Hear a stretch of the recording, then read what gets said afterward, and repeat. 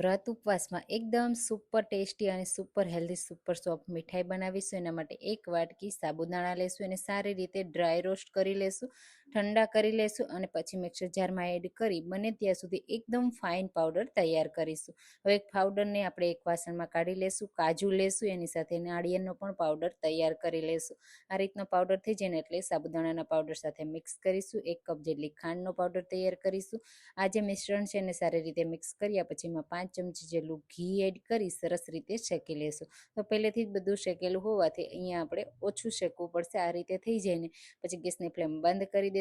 ખાંડનો powder mix કરીશું. સારી રીતે ખાંડનો પાવડર મિક્સ થઈ જાય ને પછી આ બરફીને એકદમ સોફ્ટ બનાવવા માટે 2 થી 3 ચમચી દૂધ એડ કરીશું. સારી રીતે મિક્સ કરી દઈશું અને થોડી વાર માટે ચલાવતા રહીશું. એટલે દૂધ બધું બળી જશે. પછી આ રીતે પ્લેટમાં એડ કરી અને સરસ રીતે સેટ કરી દઈશું. હલકી ઠંડી થાય ને પછી આપણે એને સર્વ કરીશું. તો અહીંયા રોજ પેટલથી હું ગાર્નિશ કરું છું.